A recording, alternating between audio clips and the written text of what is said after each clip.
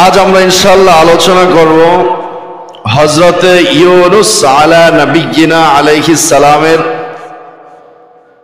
জাতিদের প্রতি ঈমানের দাওয়াত দেওয়া এবং আল্লাহ তাবারক ওয়া তাআলা তাকে পরীক্ষায় নিক্ষিপ্ত করা। এই যে নবীদের ঘটনাগুলো বলা হয়, কেন বলা হয়? আমরা আমাদের মনে তৃপ্তি দেওয়ার জন্য, ভালো লাগার জন্য, এজন্য না। এগুলা থেকে আমাদের শিখার বিষয় আছে। আল্লাহ কেন এগুলা খাওয়া জানিয়ে দিবেন। আল্লাহ তাআলা সূরা হুদের 120 নম্বর আয়াতে বলেন, সূরা হুদের 120 নম্বর আয়াতে বলেন, وَكُلًّا نَقُصُّ عَلَيْكَ مِنْ أَنْبَاءِ الرُّسُلِ مَا نُثَبِّتُ بِهِ فُؤَادَكَ وَجَاءَكَ فِي هَذِهِ الْحَقُّ وَمَوْعِظَةٌ وَذِكْرَى لِلْمُؤْمِنِينَ। আল্লাহ তাআলা নবীকে বলেন, নবী আমার নবীকে বলেন, হে পয়গম্বর, আমি পূর্বের নবীদের ঘটনা বৃত্তান্ত করে আপনাকে আমি জানিয়ে দিয়েছি। আপনাকে আমি তাদের বৃত্তান্ত বলি, তাদের ঘটনাগুলি আপনাকে আমি বর্ণনা করছি যেন আমি আপনার অন্তরকে সুদীর্ঘ ওয়ামাউইযাতু ওয়া যিকরা লিল মুমিনিন, মুমিনদের জন্য নসিহত, মুমিনদের জন্য ওয়াজ, মুমিনদের জন্য স্মারক স্বরূপ, যেন এগুলা থেকে আপনার উম্মতরা, আপনার মুমিন, আমার মুমিন বান্দারা যেন শিক্ষা গ্রহণ করে। সুবহানাল্লাহ। কথা কি বুঝছেন? হযরত ইউনুস আলাইহিস সালাম কোন জায়গার নবী ছিলেন? ইউনুস আলাইহিস সালাম ইরাকের মোসেল শহরের নিনওয়া নামক এলাকার নবী বানাইছেন। নবী হিসেবে আল্লাহ তাআলা তাকে প্রেরণ করেছিলেন। যখন আল্লাহ তাবারক ওয়া তাআলা তার জাতিদের কাছে ইরাক মোসেল নামক শহরের নিনওয়া নামক এলাকার মানুষদের কাছে যখন আল্লাহর পয়গম্বর হযরত ইউনুস আলা নবিয়িনাকে পাঠিয়েছেন, ইউনুস আলা নবিয়িনাকে পাঠিয়ে আল্লাহ তাআলা বলে দিয়েছেন, নবী আপনি তাদেরকে বলে দেন তারা যেন এক আল্লাহর ইবাদত করে, আমি আল্লাহকে শুধু আল্লাহ বলেই মানে, আর আমার সাথে কাউকে শরীক না করে, এবং আপনি ইউনুসকে যেন নবী হিসেবে তারা গ্রহণ করে। এই আদেশ দিয়ে কে পাঠিয়েছেন? আল্লাহ তাআলা পাঠিয়েছেন। আপনি তাদেরকে এবার ঈমানের, ইসলামের দাওয়াত দিতে থাকেন, আর আপনাকে যেন নবী হিসেবে তারা মানে, তাদেরকে দাওয়াত দেন। কথা কি বুঝতে পারছেন? অনেক সময় ধরে, অনেক দিন ধরে দাওয়াত দিচ্ছিলেন, বারবার বলছিলেন মানুষদেরকে যে তোমরা এক আল্লাহর ইবাদত করো, আল্লাহর সাথে কাউকে শরীক করো না, সব মূর্তি পূজা বাদ দাও, আর আমাকে আল্লাহ নবী হিসেবে পাঠিয়েছে, আমি ইউনুসকে আমাকে নবী হিসেবে গ্রহণ করো, আর আল্লাহর তরফ থেকে যা আদেশ নিষেধ আসবে ওগুলো তোমরা মেনে চলো। এই কথা, এই দাওয়াত ইউনুস আলা নবিয়িনা তার সম্প্রদায়ের কাছে এই দাওয়াত দিলেন। কিন্তু এরা প্রথমে কেউই রাজি হয় না, এরা মানে না। অনেক দিন যাবত ইউনুস আলা নবিয়িনা তার জাতিদেরকে ঈমান, ইসলামের দাওয়াত দিলেন যে এক আল্লাহ তাআলার ইবাদত করো, আর আমি ইউনুসকে নবী হিসেবে তোমরা গ্রহণ করো, আমি ইউনুসকে নবী হিসেবে তোমরা মানো। বহু সময় দাওয়াত দেওয়ার পরে একজন মানুষ ঈমান গ্রহণ করে নাই। এটা কি আনন্দের বিষয় না কষ্টের বিষয়? কষ্টের বিষয় না। একজন নবীকে পাঠাইলেন আল্লাহ তাআলা, আল্লাহ আদেশ দিলেন, কিন্তু এত দাওয়াত দেওয়ার পরে না, এই জাতি মানে না। আপনার কথা আপনি বলেন, আপনাকে আমরা মানি না। যখন দেখলেন তার জাতি তার কথা মানে না, তার দাওয়াত কেউই গ্রহণ করে না, গ্রহণ না করার ফলে আল্লাহ তাবারক ওয়া তাআলা ইউনুসকে জানিয়ে দিয়েছেন, হে ইউনুস, আপনাকে আমি ঘোষণা দিচ্ছি, আপনি বলে দেন আপনার এই জাতিদেরকে, যারা মানে আপনাকে, আপনার অমান্য জাতিদেরকে আপনি বলে দেন 3 দিনের ভিতর যদি তারা 3 দিন পূর্বে ঈমান না আনে, 3 দিনের ভিতর আমি আল্লাহ তাআলা তাদের উপর আযাব দিব। নাউযুবিল্লাহ। যে আমার আল্লাহ বলেছেন তোমরা এখন যদি ঈমান না আনো, এই 3 দিন যে আসতেছে 3 দিনের ভিতর আল্লাহ তাআলা তোমাদেরকে কি দিবেন? আযাব দিবেন, গজব দিবেন। আল্লাহ তাআলা গজব দিয়ে আযাব দিয়ে ধ্বংস করে ফেলবেন, এই কথা বলছে। এখন ইউনুস আলা নবিয়িনার জাতিরা যদিও তাকে না মানে, অন্তর অন্তরে কিন্তু বিশ্বাস করে আল্লাহর নবী। কথা কি বুঝতে পারছেন? দেখবেন সমাজে এমনও কিছু মানুষ আছে, সে জানে এটা সঠিক কথা, কিন্তু উপরে উপরে বিরোধিতা করে, কিন্তু ঠিক না? এমন আছে, কিন্তু সমাজও আছে। ইউনুস আলা নবিয়িনা এই কথা যখন জানিয়ে দিলেন 3 দিনের ভিতর আযাব আসবে, ঈমান এখনই পারলে গ্রহণ কইরা নাও, 3 দিনের ভিতর আবার আযাব আসবে, আযাব দেওয়ার পর আল্লাহ তাআলা তোমাদেরকে ধ্বংস করে দিবেন, এই কথা বললেন। বলার পর ওই যে বললাম, মনে মনে কি জানে, মনে মনে বিশ্বাস করে না এই আল্লাহর নবী, কিন্তু প্রকাশ্যে আপনাকে মানি না, প্রকাশ্যে আপনাকে মানি না, আপনি যাই বলেন মানি না। এখন যখন 3 দিন সময় চলে আসলো, আযাব দিবে 3 দিন সময় চলে আসলো, এখন তার জাতির যারা লিডার ছিল তারা বলল, একজনকে পাঠাইলো, যাও ইউনুসের ঘরে যাও, ইউনুস যেখানে বাস করে ওখানে যাও, গিয়ে দেখো ইউনুস কি এলাকায় আছেন। যদি ইউনুস এলাকায় না থাকে তাইলে নিশ্চিন্তে ঘুমা, কারণ ইউনুস থাকলে আর আল্লাহ আযাব দিব না, এর কথা আর মানা লাগবে না। আর যদি দেখো ইউনুস এলাকা ছেড়ে চলে গেছে, তাইলে আমাদের অবস্থা ভালো হইব না, কারণ আমরা মনে মনে জানি, কিন্তু বিশ্বাস করি ইউনুস কিন্তু আল্লাহ নবী, সে যা বলে তা কিন্তু ঘটবে। এখন লোক একজন পাঠাইলো ইউনুস নবীর ঘরের ভিতর, তার ঘরের ভিতর পাঠালেন, ঘরের কাছে পাঠাইলেন, বাসায় পাঠাইলেন। যাওয়ার পরে গিয়ে দেখছেন ইউনুস নবী তো নাই, ভিতরে তো কামড় খেয়ে গেছে। যদিও উপরে বিরোধিতা করে, সে তো তারা তো জানে যে আসলে আল্লাহর নবী, সে যা কথা সত্য। আইসা খবর দিল লিডারদেরকে, ইউনুস নবী তো এলাকায় নাই। এই কথা যখন জানলেন, জানার পরে সকলে মিলে এবার ভিতরে ভয় সৃষ্টি হলো, যদি ইউনুস না থাকে তাহলে আযাব নিশ্চিত, আমাদেরকে কেউই রেহাই দিতে পারবে। কথা কি বুঝতে পেরেছেন? এই অবস্থা যখন দেখলেন ইউনুস আলা নবিয়িনা তার এলাকা ছেড়ে অন্যদিক চলে গেছেন, পাশে কোন একটা জায়গায় গিয়েছেন, সেই এলাকায় ইউনুস নবী নাই।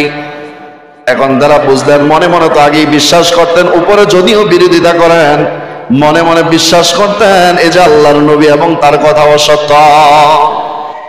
যখন দেখলেন ইউনুস নবী তার এলাকায় নাই, এবার সকলে মিলে আওয়াজ দিল, সকলে মিলে তার এলাকার ভিতরে আওয়াজ দিল।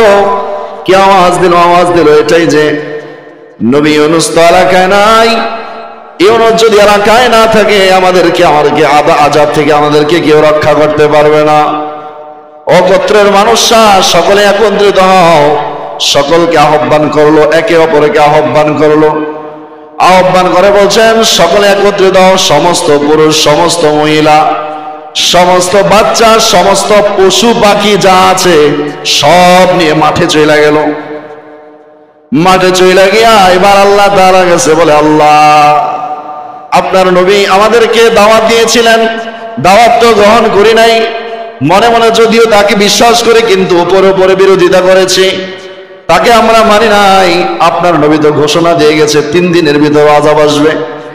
আসমানের অবস্থা কেমন জানি দেখা যায়। সেবারে কান্নাকাটি শুরু করে দিলেন, রোনাজারি শুরু করে দিলেন, বাচ্চা থেকে একেবারে বৃদ্ধা পর্যন্ত, এমনকি পশু পাখিগুলো পর্যন্ত চিৎকার দিতেছিল। আর আল্লাহ তাআলার কাছে বলছিলেন, আল্লাহ আপনার নবী আমাদেরকে বলেছিল মানি না, এখন আমরা বিশ্বাস করি। ও আল্লাহ আপনার ইবাদত করব, আপনার উপরে ঈমান আনলাম।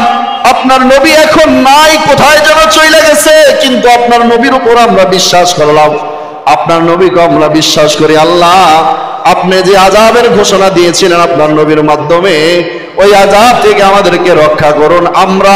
আমরা দিল থেকেই বলছি, আপনাকে বিশ্বাস করি, আপনার ইবাদত করব, আর আপনার নবীর উপর বিশ্বাস করলাম। এই কথা যখন বললেন, খালেস তওবা, যখন সকল জাতি মিলে একত্রিত হয়, যখন খালেস তওবা করলেন, আল্লাহ তাবারক ওয়া তাআলা যে আযাব তাদের 3 দিনের ভিতর আসার কথা ছিল, এই আযাব আল্লাহ তাআলা তাদের উপর থেকে হটায় নিলেন। সুবহান।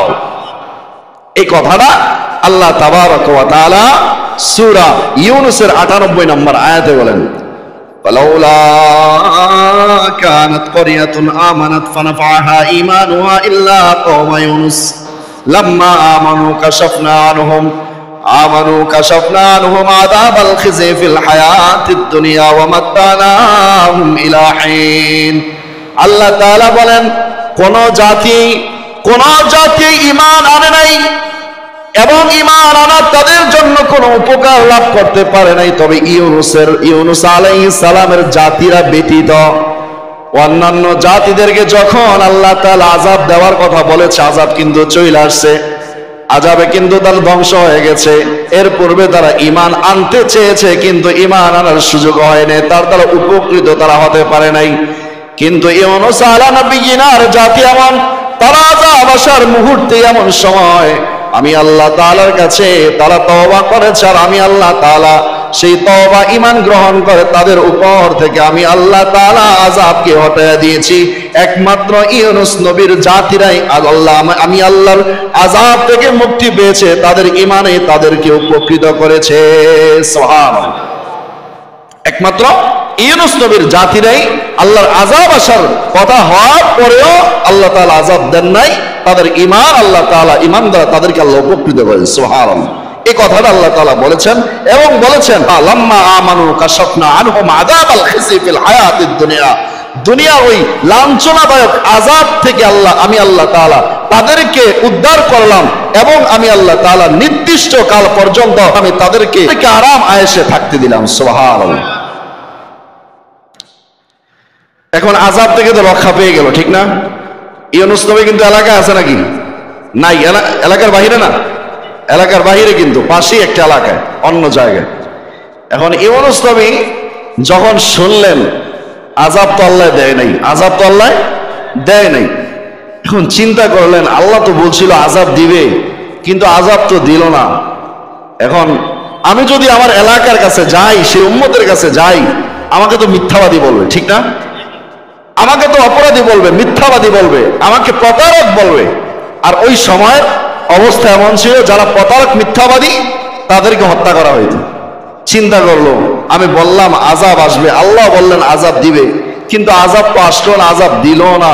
এখন আমি যদি যাই আমার উম্মতের কাছে, আমাকে তো তারা গ্রেফতার করে ফেলবে, আমাকে মেরেও ফেলতে পারে, হত্যাও করে ফেলতে পারে, ঠিক না?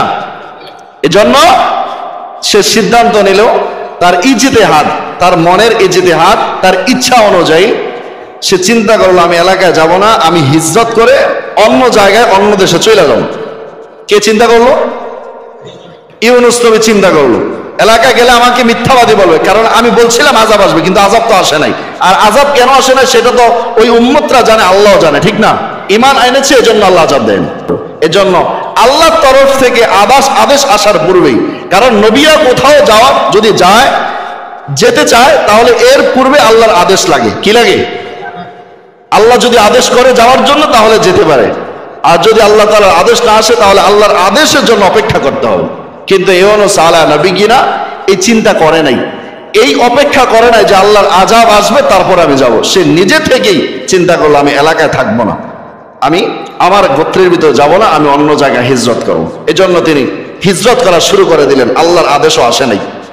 যখন যাচ্ছিলেন, যাইতে যাইতে হঠাৎ করে এক নদী পড়লো। কি পড়লো? নদী পড়লো।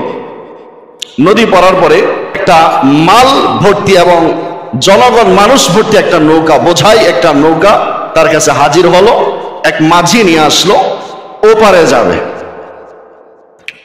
এই কথাটা আল্লাহ সুবহানাহু ওয়া তাআলা কোরআনে সূরা সফফাতের ভিতরে আল্লাহ তাআলা বলে দিয়েছেন, ওয়া ইন্না ইউনুসা লামিনাল মুরসালিন, নিশ্চয়ই ইউনুস রাসূলগণের অন্তর্ভুক্ত একজন নবী। ইদা আবাকা ইলাল ফুলকিল মাশউন, যখন ইউনুস নবী তার উম্মতদের থেকে পলায়ন করে যখন সে একটা নৌকার কাছে গেল। কোথায় গেল? নৌকার কাছে গেল। যাওয়ার পরে ইউনুস আলাইহিস নবীনা নৌকায় উঠলেন। নৌকায় ওঠার পরে যখন সমুদ্রের মাঝে গেলেন, সমুদ্রের মাঝে যাওয়ার পরে হঠাৎ করে অন্ধকার বেড়ে গেল। হঠাৎ করে দেখা গেল বাতাস শুরু হয়ে গেল, নদীর তরঙ্গ অনেক বেড়ে গেল, ঝড় তুফানও বেড়ে গেল, অন্ধকারও বেড়ে গেল। কেমন যেন নৌকাটা হেলে দুলে ডুবো ডুবো ভাব এমন একটা অবস্থা। এখন নৌকার মাঝে এবং সকলে মিলে চিন্তা করলো, এই নৌকা থেকে যদি একজন মানুষকে যদি সমুদ্রের ভিতর নামিয়ে দেওয়া হয় তাহলে নৌকাও বেঁচে যাবে এবং নৌকার যাত্রীরাও বেঁচে যাবে। এই চিন্তা করলো। এখন কাকে ফালাবে? চাইলেই তো ফালানো যায় না, ঠিক না? এখন চিন্তা করলো কাকে ফালানো যায়, এভাবে চাইলেই তো আর ফালানো যায় না। এখন লটারি করা হলো। কি করা হলো? আল্লাহ তাআলা সেই কথাটা বলেছেন সূরা সফফাতের ভিতর, ফাসাহামা ফাকানা মিনাল মুদহাদিন। যখন লটারির চিন্তা করলো, যখন লটারি দেওয়ার চিন্তা করলো, এমন সময় ইউনূস আলা নবিয়িনা সেই লটারির ভিতর শরীক হলো। সে শরীক হওয়ার পরে এবার লটারি ফালাইলো, যার নামটা লটারির ভিতর পড়বে সেই সমুদ্রের ভিতর নেমে যাবে। আর সমুদ্রের ভিতর একজন নাম নেই, নৌকাটাও বেঁচে যাবে, যাত্রীও বেঁচে যাবে। প্রথম লটারি ফালাইলো। প্রথম লটারি ফালাবার পরে ইউনূস আলা নবিয়িনার নাম উঠেছে। এবার যাত্রীর মানুষরা চিন্তা করলো, না না, তাকে ফালানো যাবে না। এমন একজন সম্মানিত মানুষ, তাকে দেখতে তো কোনো সাধারণ মানুষ দেখা যায় না। যদিও যাত্রীর মানুষরা তাকে চেনে না, কিন্তু তার চেহারায় বোঝা যায় সে কোনো সাধারণ মানুষ না। প্রথম যখন ইউনূস নবীর নাম উঠলো, ওঠার পরে তার ওই নৌকার যাত্রীরা চিন্তা করলো, না না, তাকে ফালানো যাবে না। এবার চিন্তা করলো আবার লটারি ফালাবো। আবার যখন লটারি ফালাবে, আবার লটারি ফালাইলো। ফালাবার পরে আবার ইউনূস নবীর নাম উঠলো। ইউনূস নবীর নাম ওঠার পরে আবার চিন্তা করলো, না না, আমাদের লটারিতে মনে হয় ভুল হচ্ছে। আবার লটারি ফালায়, তাকে ফালানো যাবে না। আবারও যখন লটারি ফালায়, লটারি ফালাবার পরে আবার তৃতীয়বার আবার ইউনূস নবীর নাম উঠলো। এই যে ইউনূস নবীর নাম বারবার উঠলো, এই উঠানোটা উঠাইছে কে? আল্লাহ উঠাইছে। এখন সকলে চিন্তা করলো, নাম তো বারবার তার ওঠে। ইউনূস নবীও চিন্তা করলো, নাম তো বারবার আমারই ওঠে। এখন আমি নিজেই এদেরকে বাঁচাবার জন্য আমি নিজেই সমুদ্রের ভিতরে ঝাঁপ দিই। যখন ইউনূস আলা নবিয়িনা লটারি বারবার পড়ার পরে তার নাম উঠলো, শেষ পর্যন্ত ইউনূস আলা নবিয়িনা এই লটারি অনুযায়ী সে সমুদ্রের ভিতরে ঝাঁপ দিবে। এমন একটা সময় আল্লাহ তাবারক ওয়া তাআলা একটা মাছকে আদেশ করলেন। একটা মাছকে আদেশ করলেন। কোরআনের সেই ঘটনায় সূরা সফফার ভিতর বলেছেন, সফফাতের ভিতর বলেছেন, ফালতাকামাহুল হুত ওয়া হুয়া মুলিম। যখন ইউনূস নবী যখন সমুদ্রের ভিতরে ঝাঁপ দিবে, নিজেকে যখন নিক্ষেপ করবে, এমন সময় আল্লাহ তাবারক ওয়া তাআলা একটা মাছকে বলছেন, এই মাছ যাও, আমার ইউনূস যখন জমিনে যখন সমুদ্রের ভিতর ঝাঁপ দিবে, ঝাঁপ দিতে দেরি তুমি মাছ তাকে গিলে ফেলতে যেন দেরি না করো। সুবহানাল্লাহ। ইউনূস আলা নবিয়িনা যখন সমুদ্রের ভিতরে ঝাঁপ দিলেন, ঝাঁপ দেওয়ার সাথে সাথে একটা মাছ তাকে গিলে ফেললেন। এই অবস্থা যখন হওয়ার পরে যখন মাছের পেটে যখন তিনি গেলেন, যাওয়ার পরে সে প্রথমে মনে করেছে সে মৃত্যুবরণ করেছে। কিন্তু যখন তিনি দেখলেন যে আমার হাত লড়তেছে, আমি নিঃশ্বাসও ফালাতে পেরেছি, কিন্তু মাছের পেটে আসার পরে আমার মুখের ভিতর আমার শরীরে এক ফোঁটা পানি পর্যন্ত প্রবেশ করে না। সুবহানাল্লাহ। এই অবস্থা যখন চিন্তা করলেন যে আমি তো এখনো বেঁচে আছি। আর ওই মাছের পেটে যখন গেলেন, যাওয়ার পরে দেখছেন সমুদ্রের ভিতর যত প্রাণীরা আছে সমস্ত প্রাণী থেকে একমাত্র আল্লাহ তাআলার তাসবিহ জমা হচ্ছে। সুবহানাল্লাহ। এবং যে মাছের ভিতর সে প্রবেশ করেছে, যে মাছ তাকে গিলে ফেলেছে, সেই মাছও আল্লাহ তাবারক ওয়া তাআলা তাসবিহ গণনা করতেছে, তাসবিহ পড়তেছে। এজন্য আল্লাহ তাআলা কোরআনের এক আয়াতে বলেছেন, আসমান এবং জমিনের ভিতর যা কিছু আছে সমস্ত কিছু আল্লাহ তাবারক ওয়া তাআলা তাসবিহ গণনা করে। আমি আপনি যদি রবকে নাও ডাকি, আল্লাহর কোনো সমস্যা নাই। কথা কি বুঝতে পেরেছেন? তাই ইউনূস আলা নবিয়িনা দেখলেন যে সমস্ত কিছু, আমি সমুদ্রের ভিতর আসলাম, এমন একটা জায়গায় আসলাম, একটা মাছের পেটে আসলাম যেখানে কোনো মানুষ জীবনে প্রবেশ করার মতো ক্ষমতা রাখে না, কখনো কোনো মানুষ এখানে আসতে পারে না। এখানে আমার রবের তাসবিহ হয়। আর নিজেকে ধিক্কার জানাইলেন। কি ধিক্কার জানাইলেন? আমি আমার উম্মতদের থেকে পালায়ন করা এটা আমার ঠিক হয়নি, আমার আল্লাহর আদেশের অপেক্ষা করা আমার উচিত ছিল। এই ধিক্কার জানাইলেন, আর নিজেকে ধিক্কার জানাইতে জানাইতে আল্লাহ তাআলাকে আল্লাহ তাআলার তাসবিহ পাঠ করেন এবং একটা দোয়া আল্লাহ তাআলার কাছে পাঠ করেন। এই দোয়াটা হলো সূরা আম্বিয়ার 87 নম্বর আয়াতে আল্লাহ তাবারক ওয়া তাআলা বলেন, ওয়াজান্নুনি ইয যাহাবা মুগাদিবান ওয়া জান্না আল্লান নাকদিরু আলাইহি।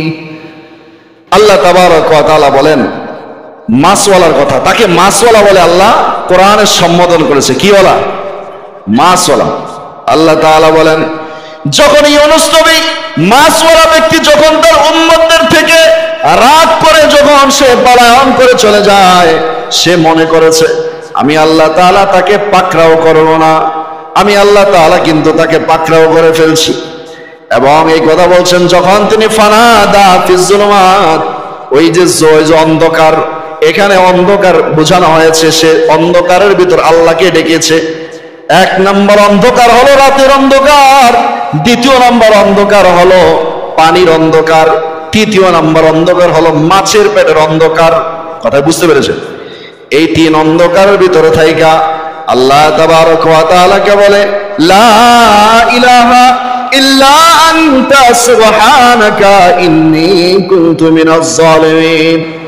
আয় আল্লাহ, আপনি ছাড়া কোনো মাবুদ নাই, আপনি ছাড়া কোনো ইলাহ নাই, আপনি ছাড়া কোনো রব আমার নাই।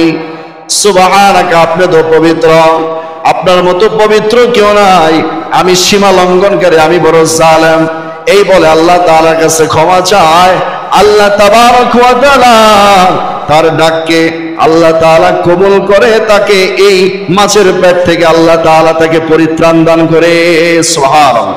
ফাস্তাজাবনা লাহু ওয়া নাজাইনাহু মিনাল গাম্মি, আমি তার দোয়া কবুল করলাম। তার দুশ্চিন্তা ওই মাছের পেটে থাইকা যে দুশ্চিন্তা করেছে, আমি আল্লাহ তাবারক ওয়া তাআলা সেই দুশ্চিন্তা থেকে তাকে আমি আল্লাহ তাআলা উদ্ধার করলাম। সুবহানাল্লাহ। এই যে লা ইলাহা ইল্লা আনতা সুবহানাকা ইন্নী কুনতু মিনাজ জালিমিন, এটা পাঠ করার ফজিলত আছে কিনা? এটার পাঠ করার ফজিলত আছে। হযরত সাদ ইবনে আবি ওয়াক্কাস রাদিয়াল্লাহু তাআলা আনহু তিনি বলেন, রাসূল আকরাম সাল্লাল্লাহু আলাইহি ওয়াসাল্লাম বলেছেন, দাওয়াতু জিন্নুনি ইদদা ওয়া হুয়া ফি বাতনিল হুত, ইউনুস আলা নবিয়িনা পেটের ভিতর, মাছের পেটের ভিতর থেকে যেই দোয়া পাঠ করেছিল, এই দোয়া পাঠ করে যদি আল্লাহ তাআলার কাছে কোনো বান্দা দোয়া করে, আল্লাহ তাআলা ওই বান্দার দোয়াকে কবুল করবেন এবং তার মালা মুসিবতকে আল্লাহ তাআলা উঠায় দিবেন। সুবহানাল্লাহ। কথা বুঝতে পেরেছেন?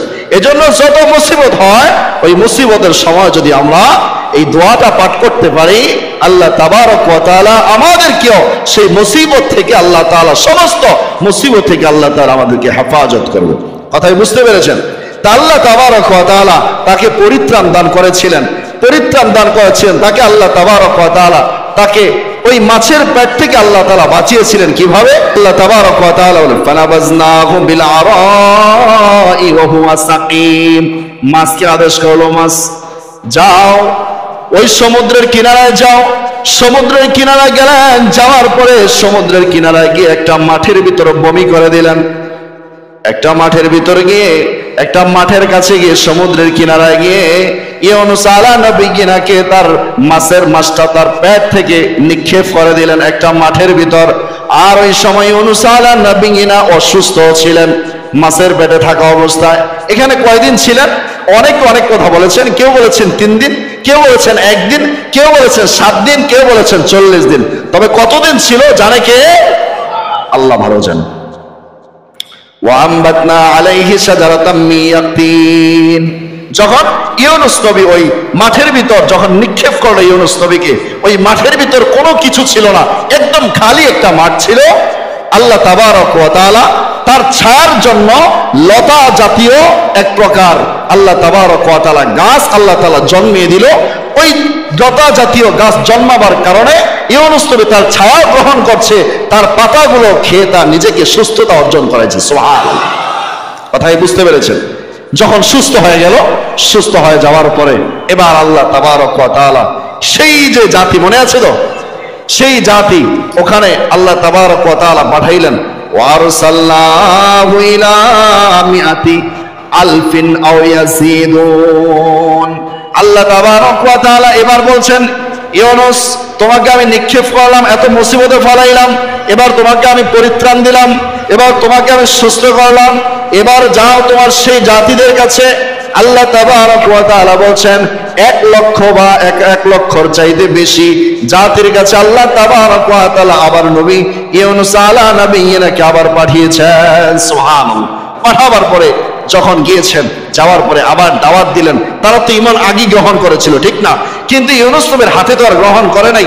যখন গেলেন, যাওয়ার পর তাদেরকে যখন ঈমান ইসলামের কথাগুলো বলছিলেন আবার, তখন তারা ফামানু, তারা সকলেই 1 লক্ষ বা 1 লক্ষের অধিক মানুষরা ইউনুস নবীর কথা মেনে তারা সকলেই ঈমান গ্রহণ করলো। সুবহানাল্লাহ।